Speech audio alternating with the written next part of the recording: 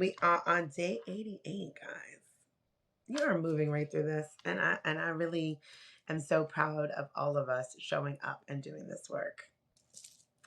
So we are on day 88, and we are celebrating collective wins while honoring losses. If you are new here, this is 100 Days of Community. It started when we tapped into a few moments of the inauguration, and the announcer was like, "Oh, well, we'll see how the first 100 days of presidency goes." And I was like, "Oh, I need to do something to counteract the trauma that we're going to be inevitably dealing with when you're dealing with this narcissist at the helm." So we came up with 100 Days of Communities.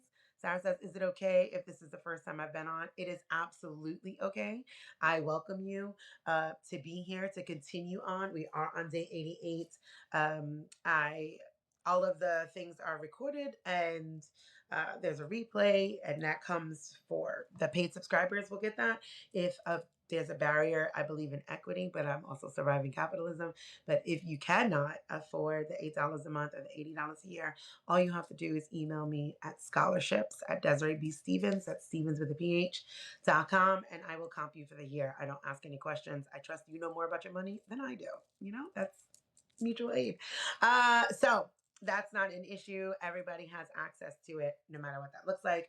On Mondays, I open it up to everyone so people can choose if they want to tap in or tap out. But yes, it does not matter. If this is your first time, that's fine. There's people that have been here every single day and are still just like kind of revisiting day 24 or wherever. This journey is wherever you land, it found you, and you are welcome to be in it. So what we do is we have a topic. So day 88 is celebrating collective wins while honoring losses. And I do 3 points. That's my little micro lesson. I try to end at 10. It always goes over because I'm a chatty Cathy, as you can tell. Sarah says, "Thanks. I'm subscribed at some paid level." That's perfect. I'll make sure it's the appropriate level. The basic level. That's it. Like, I think that there's like a regular and then a founding. And then the founding is like 120, and then that just helps create the equity for the scholarships that are given. So if you are just subscribed, you'll have access to all of the days without an issue. Oh, Susan says welcome. I love that. Look at you guys. All right. This damn laptop keeps going off. All right. We're in here. All right.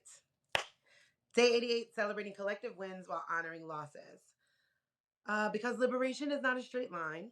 Okay, we got to remember again, a lot of this is about reclaiming your positionality within nature. You are nature, and healing is never linear, right? Liberation is not linear either. All of it is a spiral. So, here's what we're going to be talking about. One, celebration and grief can coexist, right? When we're doing this work, we are consistently dismantling those 15 pillars of supremacy culture, and you will get a binary, right? It's either this or that, right? That's that binary thinking. So I want us to start opening up to the and or and the in between. Okay. So celebration and grief can coexist. I opened this up stating, that the kids seen their dad yesterday. It has been the last time they all seen him was July 21st, right? And I've allowed them to lead what that looks like for them. Do they want to talk? Do they want to see? And they had some things to process, right? And there's some grief in seeing them all together. But there's also some celebration, right? There's some grief in the fact that we're no longer a family unit the way that we were, but we can still be a family unit in a different way. And that's celebratory, right? So that's the and or that we're holding in those moments, grief and celebration. Lisa says, "Welcome to Coffee, Cats, and Des." Yeah, if you're new here, I have like 5 cats and usually coffee. And if I'm not in my cottage and I'm in my house, the cats are everywhere. So that's the name, the moniker that Tiffany gifted me very early on. Coffee, Cats, and Des, which will probably be what this becomes after the 100 days because I'm going to stay going live because I think it's adorable and very accurate.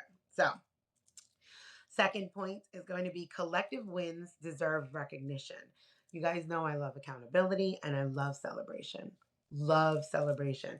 I think we should celebrate it, every single thing, right? Because it ebbs, it flows, it's spiral, it's secular. Things are not always going to be up here, right? You're not always going to be in joy. You're not always going to be happy. So why are we not celebrating more as we go along, right?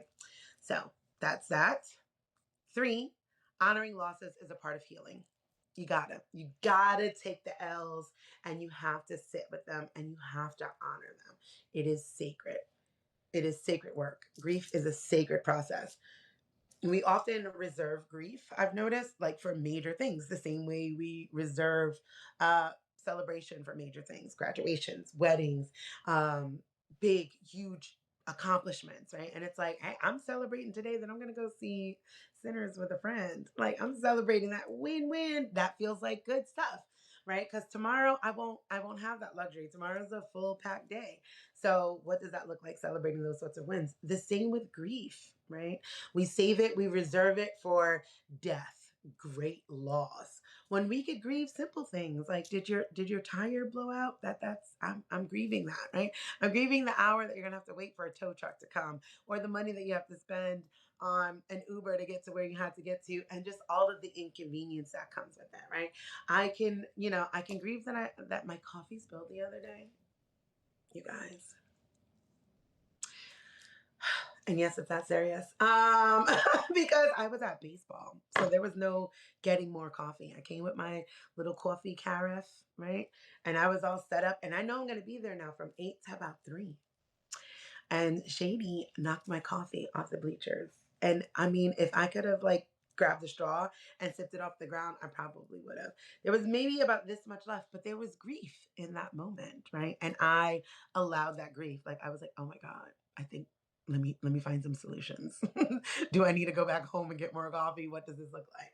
I mean, there was enough. I survived. I made it through. But what I'm saying is we should make more space for celebration and more space for grief, because it is right. Carolyn felt me. Carolyn gave the shocked face. Yes, that's how I felt. I was grieving that. Thank you, Tiffany. No, correct. Taylor says my brand new week's old tire got a sidewall puncture, and I was like, right. Sidewall puncture, it means a whole new tire. There's no replacing that, right? There is grief in that, right? And I think that if we honored more spaces for celebration, more spaces for grief, we can get through the healing process in a different sort of way, right? Because people want to make you feel like you shouldn't feel those things. And again, when you're talking about some type of generational problems, as a Gen Xer, we weren't allowed to feel anything. So I am loving that reclamation of feeling all of the things.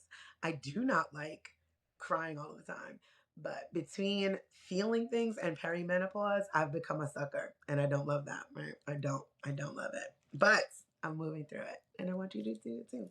So let's start.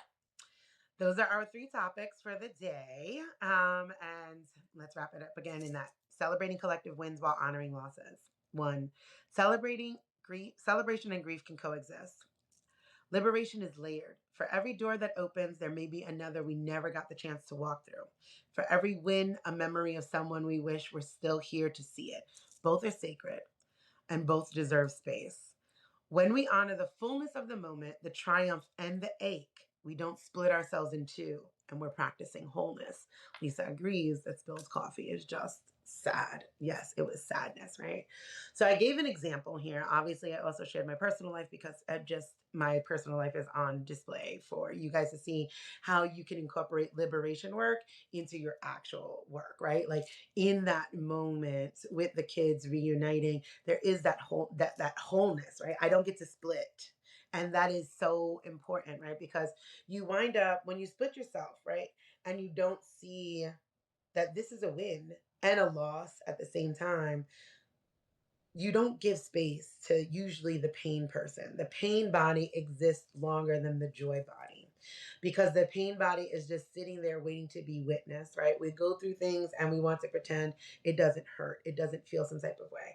Even in liberation work, right? Like, there is an ache, right? There is an ache in recognizing, if you've just woken up to this process, if you've just begun your anti-racism journey, if you've just begun liberation, there is an ache in knowing you've been complicit. There's an ache in knowing that you participated in, oppressive systems. For all of us, right? Again, I will completely own, like, me sitting on this laptop and this phone is me participating in the globalization of capitalism. And that is harmful to Black and Brown people globally. There are children in mines in the Congo that are making this live possible. You have to hold that, right? And you can hold the ache of knowing that you participate in these oppressive systems and still celebrate, well, look at what we can do with it. How can we use this for good? Taylor says, in all things, and in all things is the heart of me. Oh, I like that. I like that. So, God, why does this thing keep dying so fast? Sorry, guys. I guess I'm talking too much. So I gave an example here. A community launches a mutual aid fund after years of organizing. They celebrate with music, food, and testimony, and also light candles for the elders and comrades who passed before seeing the fruits of their labor. Again, this work is generational work, right? We are working to heal 7 generations behind and working for 7 generations ahead to truthfully benefit from this work. So there are going to be people that will remember our names and remember this work that we are doing here together, but we may not be able to see it. You like that? I'm glad you like that, Sarah. We may be blah, blah, blah, blah, blah, blah, blah, blah. We may not be able to see it, and that has got to be okay. And we have to do the work anyway, right? And sit with that ache and sit with that grief that we may not see the job completed, but we know that we've been doing the work for the forward generations, right? And when they then celebrate like this world that we have helped co-create with them, they will remember us, right? And that is a celebration and a grief being held at the same time in ceremony. So, I love to give a little reflection. Where in your work are you being asked to make space for both joy and sorrow, right? Both can coexist. What does it look like to stop performing resilience and start embodying it through intentional rest, ritual, and recognition? Super important, right? I love resilience. You guys know I'm all about our ancestors and tapping into that ancestral resilience. But you also know that I'm like, joy. There's got to be joy in the work. There has to be rest in the work. It has to be whole. I am not out here. I'm not going to kill myself. I'm not going to kill myself for the collective. I'm not going to martyr myself for my children. I'm not going to do any of that. I'm going to exist as a whole human being having a human experience. And I want the same for you guys. And when we can embrace the both and, we have more of a holistic experience in our healing and our liberation. 2, I'll sip me some water. Good morning, Marlon. Hi, Jenny.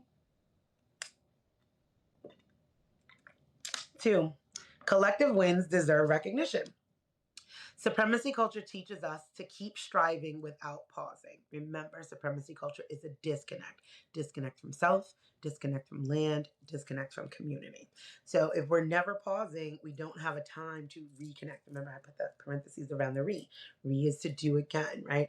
We need to constantly be redoing something, doing it over and over and over again. But supremacy culture keeps its foot on our neck in one way or another, right?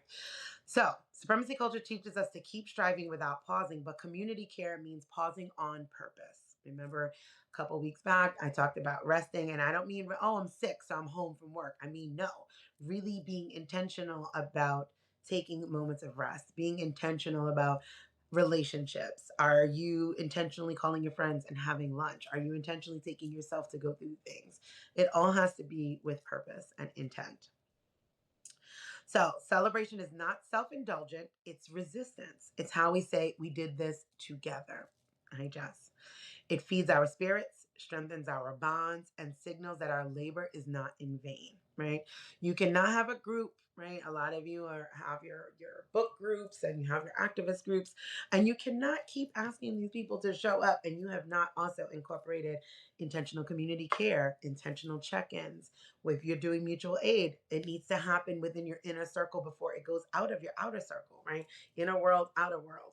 So all of those things have to be happening here first, well, here with you, and then within your immediate sphere, right? Which is your own home, your immediate communities, and that ripples outward, because the more people are taken care of and held in that sacred container, the more work they can do for liberation, right? For anti-oppression. So I gave an example. After a successful campaign to remove a harmful school policy, organizers host a block party. Pardon me.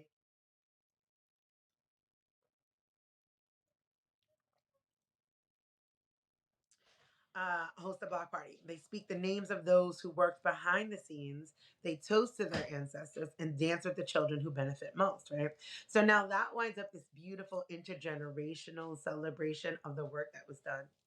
What? Hold on a second, because my son has joined me. Yes? Phone. Is that what you came over here for? Have you nourished your body?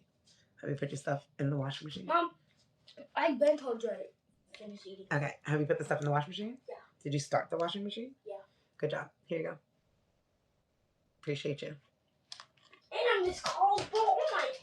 Life happens. They'll still be there. The breath that I gotta take. Okay. Good morning, Suzanne.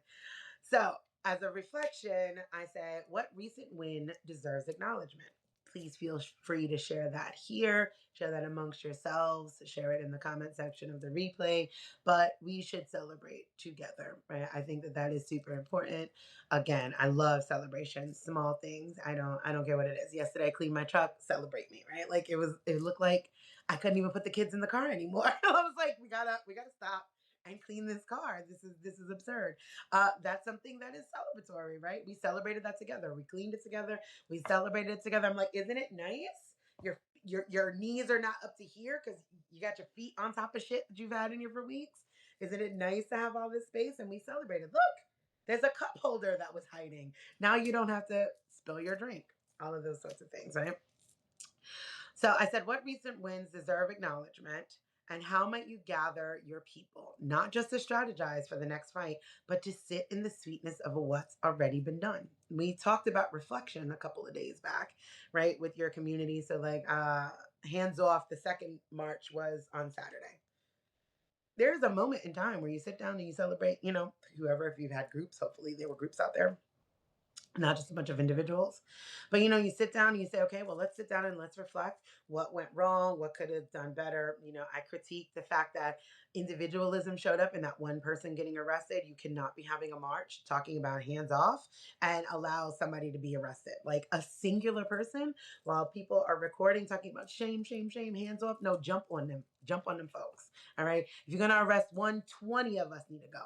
Pull the paddy wagon around, okay? Because you're not taking just one of us. That is how that's supposed to be, right? That is that energy. That's something to sit with. That's something to reflect on, right? What could be celebrated, right? Here's the both and. The celebration of it is white people are really getting out there. I love to see it. The grief of it is y'all still think it's a damn block party because one of y'all was on the internet getting tore up because you wanted a bouncy castle at a protest, or you're like, oh, it's really not that violent. And I'm like, sitting, reflecting, celebrating, all of that can happen in that same space, right? To sit down and say, you know what, we are out here, but we have so much more to learn, right? Because there was another critique I had about it is like, these things go viral on the internet where somebody's like, oh my God, this is what we do. This is the voice I heard it in. Oh my God, this is what we do on the weekends now. We get together, we hang out, we protest, we have snacks. And I'm like, do I want you to feel safe outside? Yes. You're not causing enough ruckus if this is more like a hangout, but then that's also acknowledging the grief of how isolating supremacy culture is. It's like this is the first real fullness of community that many white body people have felt, right? Like, look at us. We're gathering, we're out here fighting together. And I'm like, oh, this is your first taste of community. We could sit with that and still critique it, right? Because some things need to be worked over. But that's the both and. Carolyn says, I'm celebrating getting this girl out of my house who's been in here for 3 days. Baby, this girl would have had the house. You know what I'm saying? Because no. Yeah, I celebrate that with you. Absolutely not. I'm all about connecting with nature and being one with nature and having a very, distinguished line of this is mine. I respect your home, right? I don't litter. I don't put harmful chemicals on most spaces. Respect mine and get the hell out, okay? I'm so glad. I deeply celebrate that with you. Yay, no squirrels. 3, because we are at the top. Honoring losses is a part of healing. This is so vital and so, so sacred, right?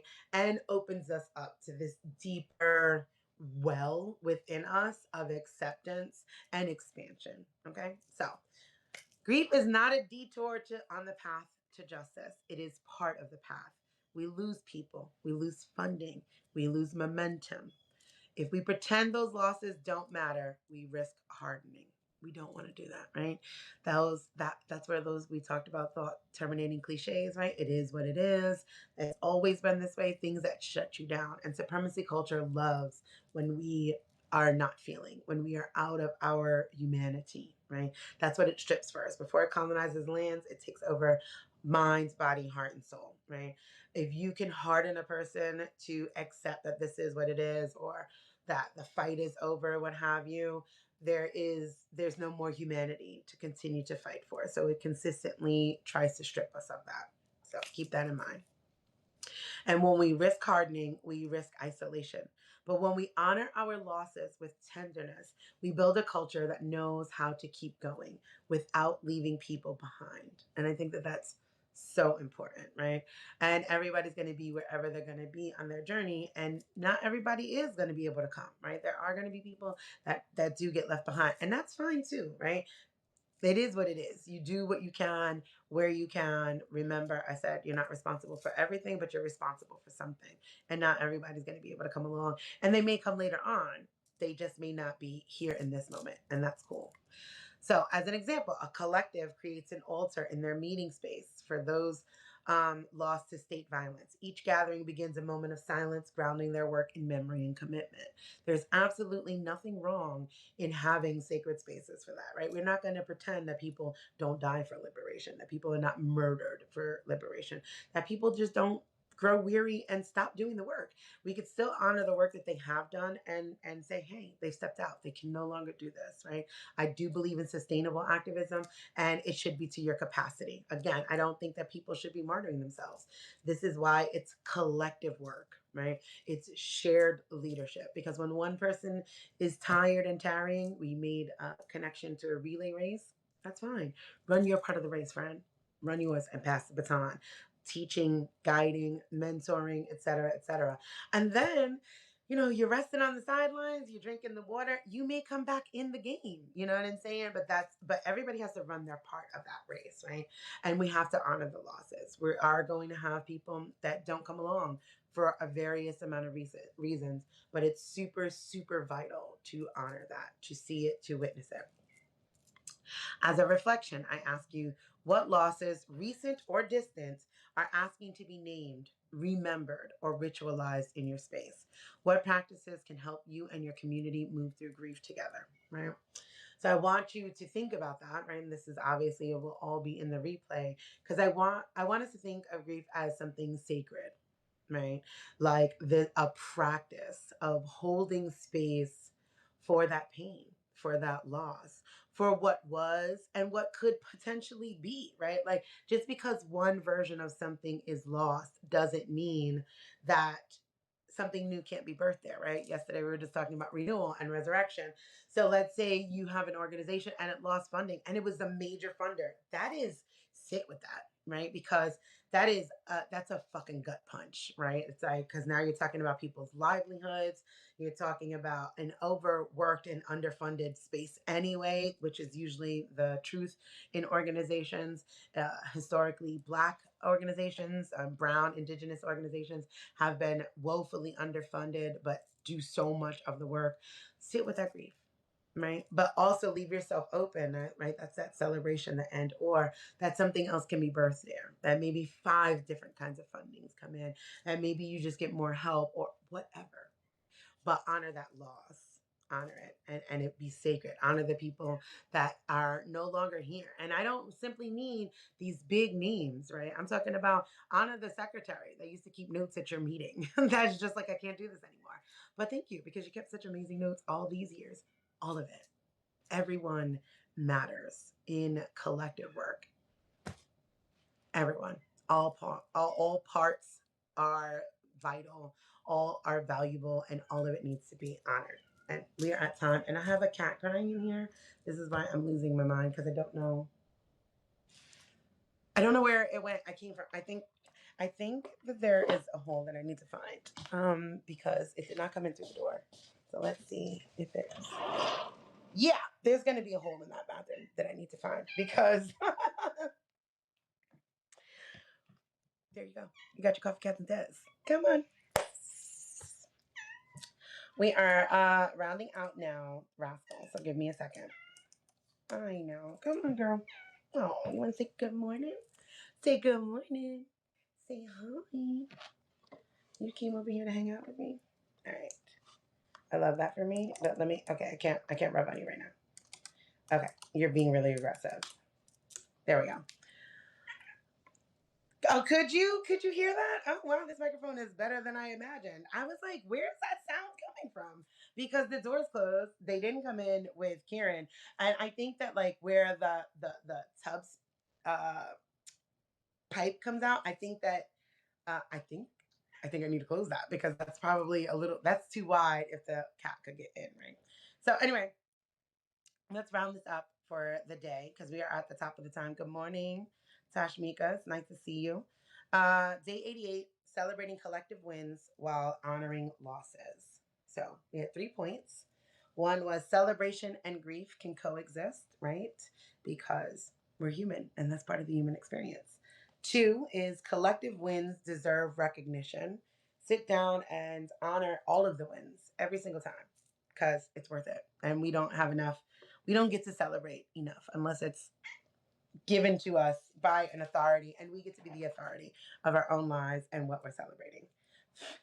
Three, honoring losses is a part of healing. We cannot, and we are no longer going through things like it doesn't matter. We are not going to not feel our feelings. We're going to feel all the feelings, right? Sometimes they're big, sometimes they're small, but we're going to feel all those feelings and we're going to honor loss because it honestly makes healing that much better because we're honoring that loss, right? And that in between space. And it also allows for what could be, right? For the new beginning. If we keep pretending that something was not a loss, oh, it didn't matter. I really wasn't that committed to that work anyway, or, this group wasn't that important. Yes, it was. And it's okay to acknowledge that, right? And it's okay to acknowledge the loss when it happens and then be able to move forward and open ourselves up to what could be. So that is our day 88. And tomorrow we will be talking about the role of hope in sustaining liberation. Lisa says feelings, sometimes they are sweet. Sometimes, and sometimes they're not so sweet. You know what I'm saying? Because, like, ow, don't bite me. I know you guys like that. Sometimes they're not, and sometimes they're icky, and sometimes they're vile, and sometimes they're just all of the things, right? But I think for me personally, I'm gonna feel every single one of those. Okay. Sometimes they're angry. Sometimes I don't want to do a lot of things. Sometimes I don't want to feel all of that. But I found, at least for myself, it has been amazing, right? I've been doing this work for years, and there are people that used to talk to me daily and they don't anymore. And I honor that loss too. I'm like, oh, wow, I really hope that they're doing well. But I still sit with the grief of, maybe it got too much. Hopefully they found somebody else that aligns with them some more. All of those things. I find that it's super helpful. Oh, they can hear you purring. Yes. All right, guys. I love you. I will see you tomorrow. I gotta rub on the kitty and get ready. My humor is that of a 12-year-old boy. So, anyway, I have to get ready for the movies in a little bit, and I will talk with you guys later on. Carolyn says, this is a big theme in addiction and recovery literature. Learning to feel our feelings is a skill that we bypass instead of learning. And again, a lot of that is generational, right? And I mean, feel all of the feelings, like I said, with the example of the kids and their dad, like there was a point in time where I totally wanted to hit him with my truck. Like no, no, boy, and I honored that, right? Like I honored, absolutely, I want to see you underneath my tires, and yeah, and I'm angry and I can't stand you right now. And I think that we don't do that, especially as women. We are not supposed to be angry. White women are, raised to be nice. I don't believe in being nice, definitely kind.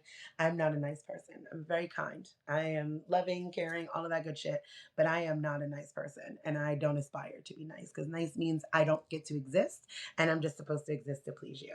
So I think that when I know for me, honoring all of those feelings, right, is like, and the end or both. Like I want to hit you with my truck, but I also want to see you being successful as a co-parent, right? I want to see you successful in life, even if it is not in partnership with me. And then that opens up to, well, what does partnership without me look like now, right? What does co-parenting? Because I'm able to move through those things. Taylor says, "Oh, the divorce snapback." Yeah, I'm not legally divorced, but yeah, basically, yeah, that is what it is. Like, and this is my second go round, so yeah, because with my first divorce, because I'm running through them. We went through that too, and we came out of it. Uh, Pretty good friends in the end, right? And I'd like to see that, and then we stopped talking again. But I'm like, whatever. We got remarried, and that was a whole other story. And not everybody can do those things, but I think it's because we're not honoring all of those feelings. Sarah says, "Nice. Yes, you're right. Was deaf taught to be nice." Oh yeah, that is a horrible trait in white womanhood.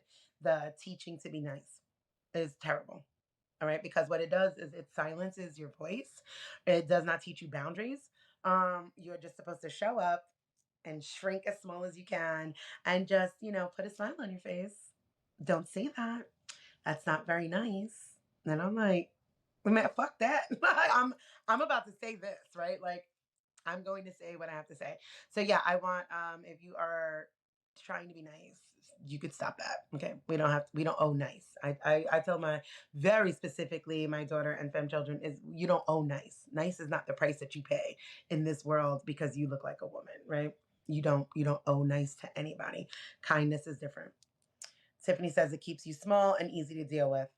Lisa says, taught if you don't have anything nice to say, don't say anything. Yeah, that's bullshit because I'm going to say it. Yeah, I know. And I have, that comes with its own issues, right? Because of socialization, right? So be prepared that as you start feeling those feelings and as you start speaking out more, you're going to get that pushback, right? You're going to be told you're not being very nice. Nobody wants to hear that. It's going to be so uncomfortable. Do it anyway.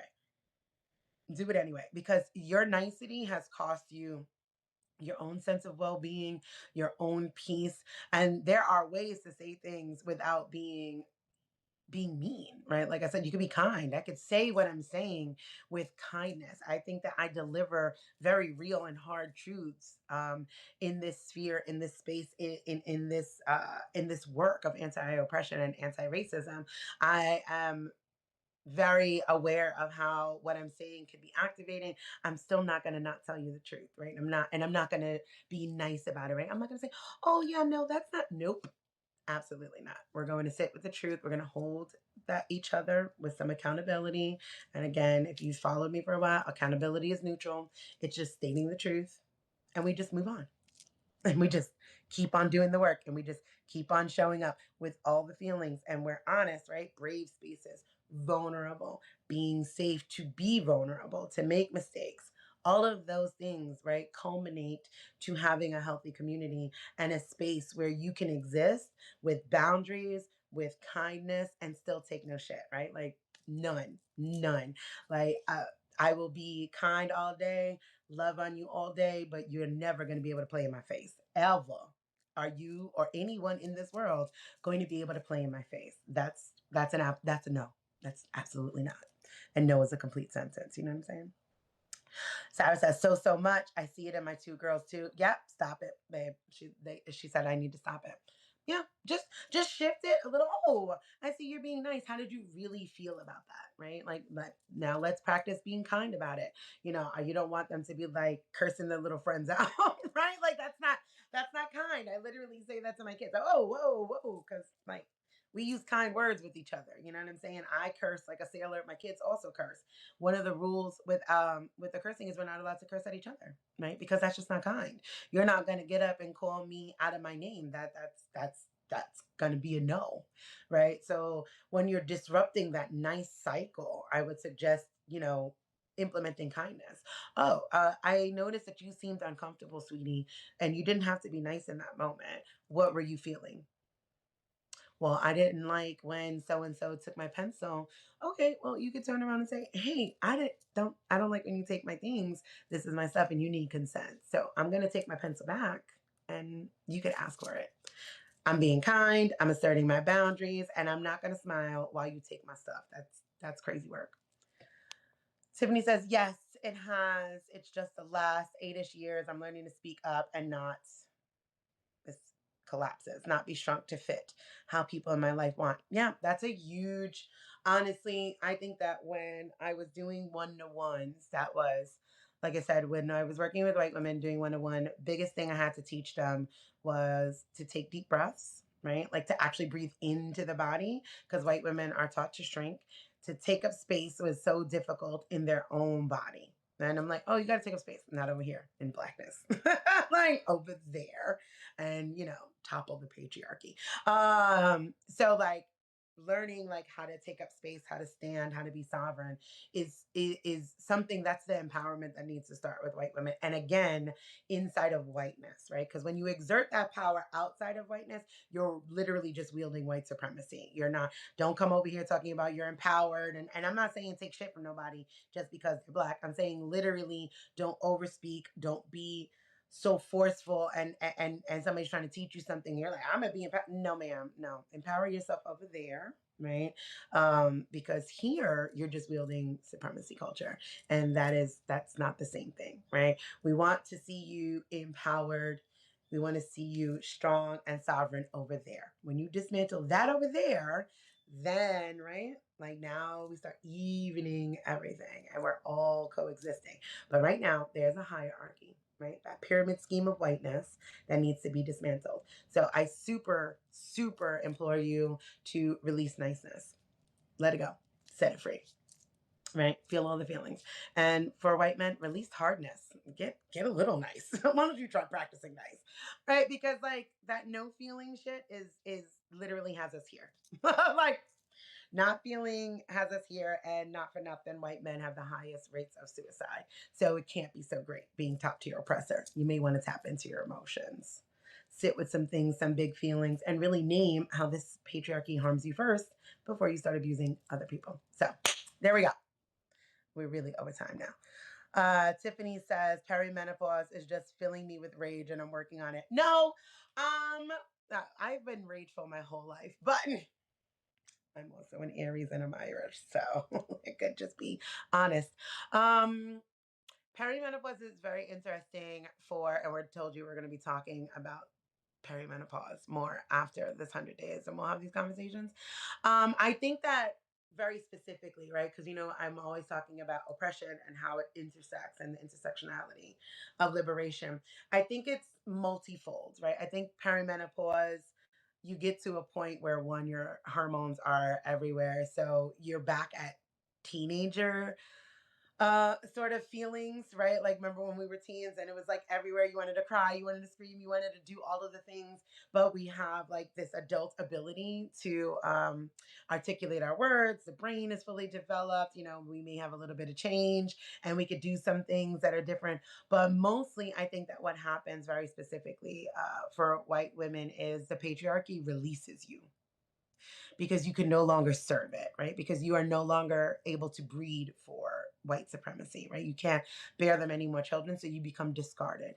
And at that point, when you become discarded, that anger arises. Like, what? what just happened? And what just happened is you can no longer be used as a tool of patriarchy, right? You've lost the youth, and really, the youth is about breeding and sex, like that's really what it is. So I think that breeds a different type of anger inside of white women and femmes, because there's a grief, right? Like back to this whole thing. There's a celebration and grief, right? The celebration of being free from the male gaze, GAZE, but also this ache, like you participated in these systems and it doesn't pay you back. It does not reward you. To the contrary, it pushes you to the side and replaces you with a younger model, with someone who could be, trained in the ways of cis het white patriarchy. So there's a lot of things, and we will be unpacking all of those things. But right now, I'm going to run. I'm going to go have some coffee, and I am going to get ready for my date. Yes, I date my friends. To Goosey Sinners. So I love you guys. I will see you again tomorrow. The replay will be out this afternoon. And again, if you are, this is open for everyone. If you become a paid subscriber, you will have access to the replay and all of the other replays. And if there is a financial barrier, because I do believe in equity, right? Like this is the end or. I am also surviving capitalism, so need to be paid. But I do believe that healing should be equitable and you can't hustle healing. So scholarships at DesireeBStevens.com and you will get comped a year. No questions asked. Okay. Love you guys. Kate says, have a happy Monday, a wonderful Monday. I will. You do the same. Let me see. Lisa says, have fun. I definitely shall. Susan says, bye. Bye, you guys. See you tomorrow.